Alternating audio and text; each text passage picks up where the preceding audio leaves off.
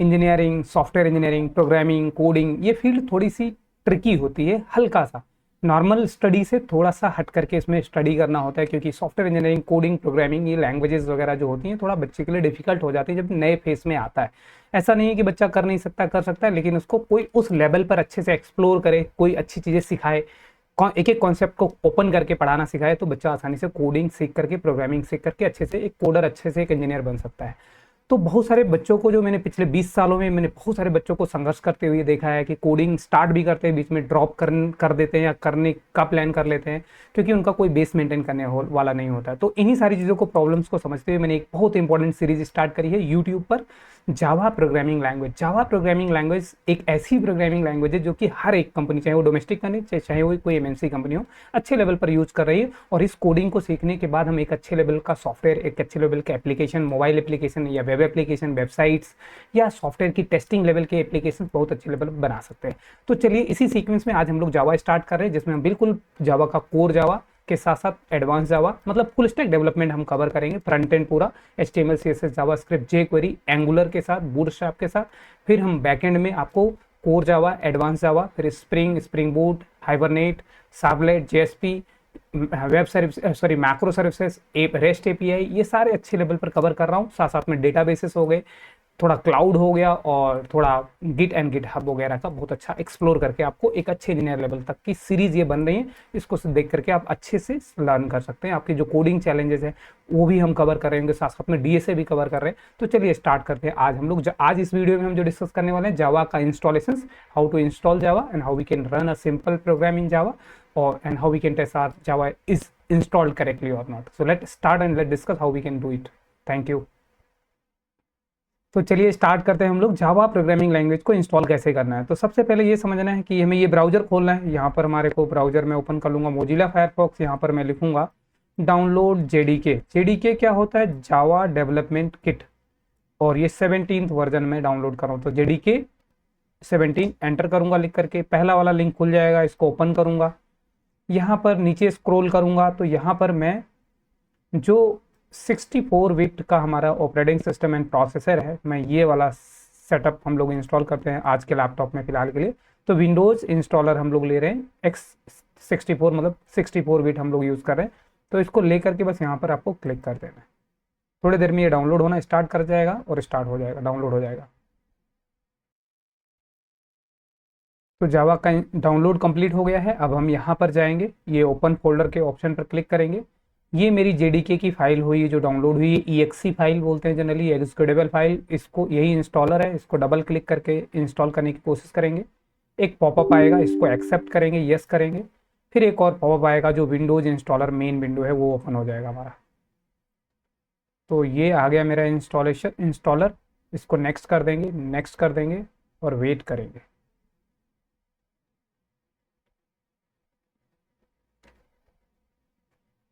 बस यहाँ से क्लोज कर देना है।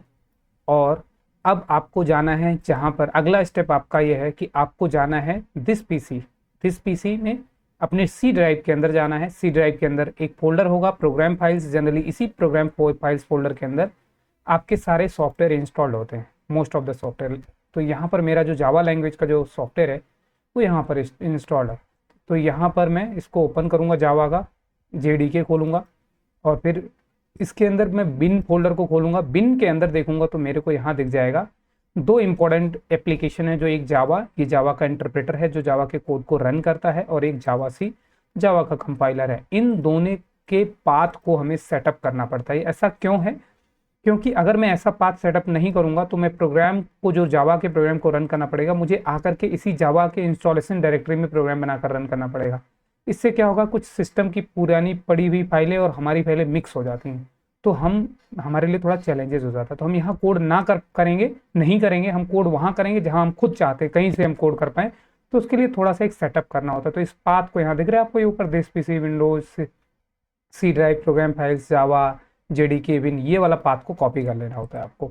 कॉपी करने के बाद आपको सर्च में जाना है, यहाँ पर टास्क बार के अंदर सर्च बॉक्स में जाना है। यहाँ सर्च करना है आपको व्यू एडवांस सिस्टम सेटिंग, या नॉर्मली लिख दो आप एडवांस सिस्टम ऐसे करके। तो ये ऊपर दिख जाएगा ये वाला ऑप्शन, इसको आपको ओपन कर लेना है।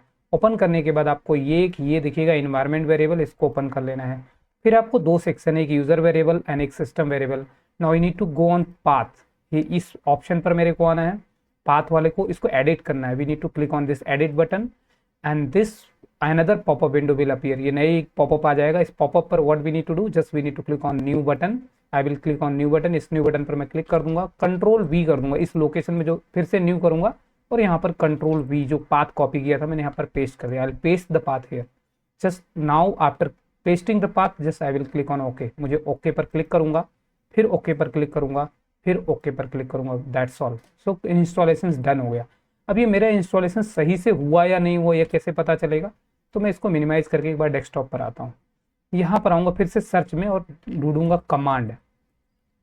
कमांड क्या है, ये डॉस का डिस्क ऑपरेटिंग सिस्टम है, माइक्रोसॉफ्ट के साथ विंडोज के साथ इंटीग्रेटेड अनदर ऑपरेटिंग सिस्टम एक तरीके से बोल सकते हो, जिससे हम कमांड के थ्रू सिस्टम को ऑपरेट कर सकते हो। तो कमांड लिखेंगे तो ये कमांड ऊपर दिख जाएगा, आप चाहो यहाँ से एंटर कर दो या यहाँ से क्लिक कर दो, खुल जाएगा, ऐसा ब्लैक स्क्रीन आ जाता है।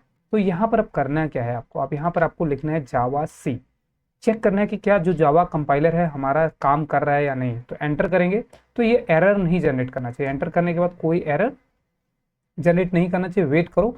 तो देखो ये एरर नहीं जनरेट किया, यहाँ पर जावा सी और जावा कंपाइलर के यूज़ करने का बहुत सारा ऑप्शन वगैरह दे दिया। तो ये जावा कंपाइलर इसका मतलब हमारा काम कर रहा है। अगर ऐसा नहीं आता, मान लो कुछ ऐसा उल्टा सीधा आ जाता, ये देखो जैसे मैंने डी कुछ भी लिख दिया तो बताया कि नॉट रिकॉग्नाइज्ड एज इंटरनल और एक्सटर्नल कमांड, अगर इस तरीके से आया इसका मतलब आपका जावा सही से इंस्टॉल्ड नहीं है। तो अभी जावा कंपाइलर इंस्टॉल्ड हो गया, अब जावा इंटरप्रेटर को चेक करने के लिए जावा लिखना होगा, जावा लिखेंगे फिर टेस्ट करेंगे।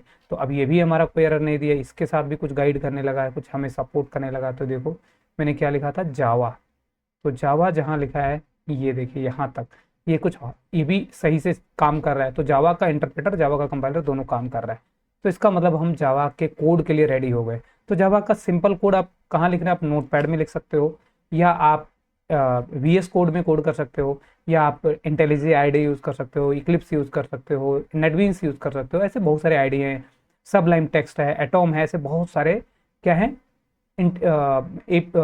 IDE इंटीग्रेटेड डेवलपमेंट इन्वायरमेंट, वहाँ पर आप कोडिंग कर सकते हो। तो अभी सिंपल मैं अगर बात करूँ, मैं कोई IDE या कुछ भी अगर इंस्टॉल नहीं करना चाहता और डायरेक्ट कोड रन करके देखना चाहता हूँ, तो कैसे करूँगा, पहले तो मैं एक फोल्डर बनाऊंगा।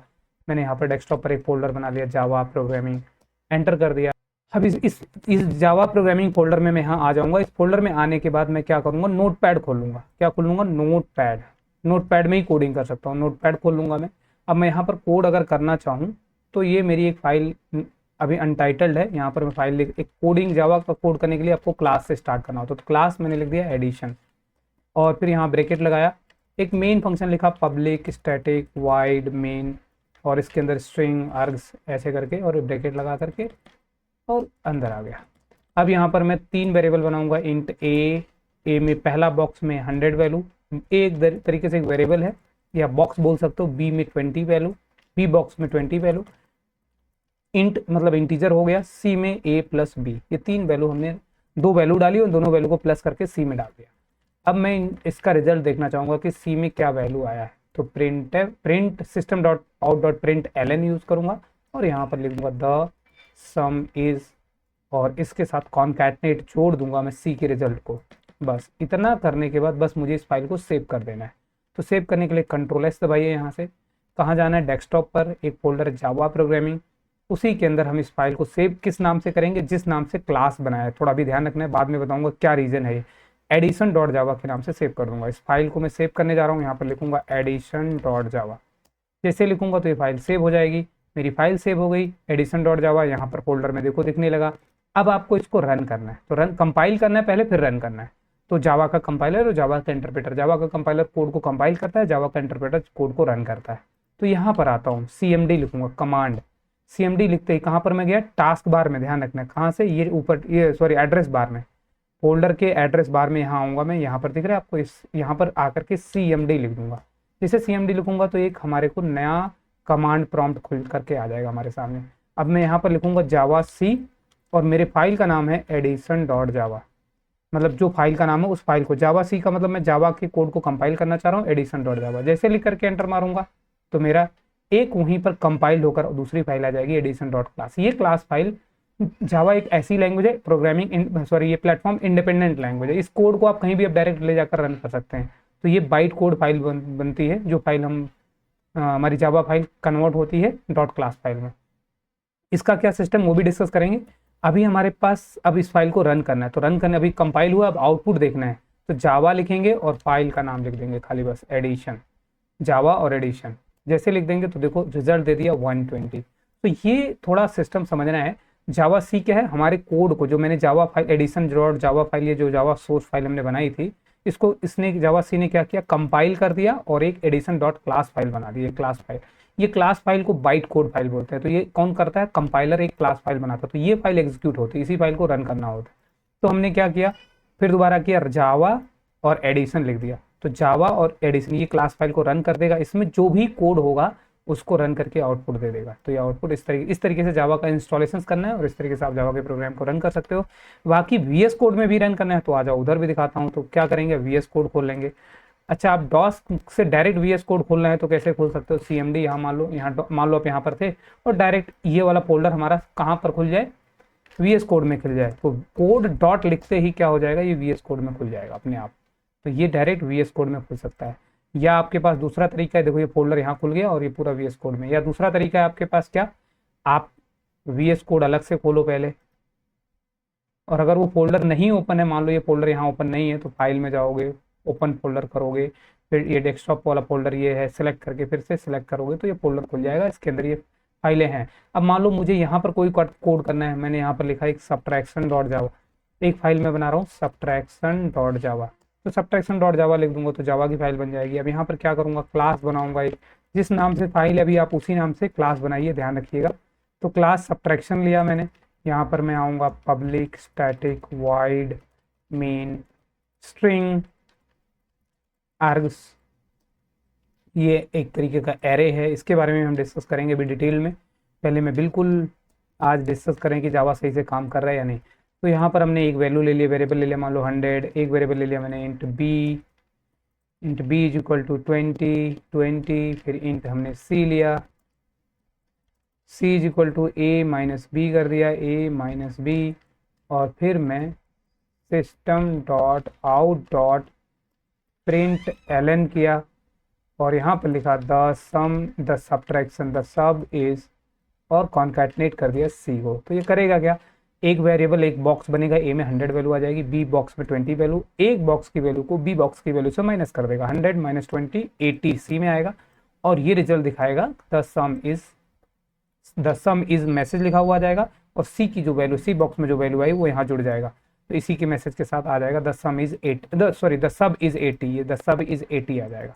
तो इसको सेव करते हैं। इसमें कैसे कंपाइल करना है आपको वो बताता हूँ। आप यहाँ आइए, टर्मिनल के अंदर आइए, न्यू टर्मिनल खोलिए। न्यू टर्मिनल खोलने का शॉर्टकट है कंट्रोल शिफ्ट और ये वाला ऊपर टिल्ड वाला ऑपरेटर, टिल्ड के साथ वाला ऑपरेटर है ये, इसको न्यू पर क्लिक कर देना है, न्यू टर्मिनल पर क्लिक कर देना है, ये ट्रस्टेड कर दो, नया टर्मिनल खुल जाएगा। यहाँ पर अब सबट्रैक्शन वाली फाइल को कंपाइल करने के लिए यहाँ लिखेंगे जावा सी और फाइल का नाम है सबट्रैक्शन डॉट जावा, इसे एंटर करेंगे। अच्छा, ये कुछ एरर मैसेज दिखा रहा है, यहाँ पर हमने कुछ गलती कर दी है तो ये एरर दिखा रहा है। देखो यहाँ पर बता रहा है कि error can not find this symbol, तो यहाँ पर कुछ गलती हो गई, system dot out dot print L N की स्पेलिंग एन गलत हो गया, ये प्रिंट होगा फिर एल एन ऐसे करके। तो इसको सेव करेंगे, चेंज करके सेव करेंगे, फिर से कंपाइल करेंगे और कोई एरर नहीं आना चाहिए। तो इसकी भी फाइल क्लास कंपाइल हो गई, सबट्रैक्शन डॉट जावा की file subtraction dot class file बन गई।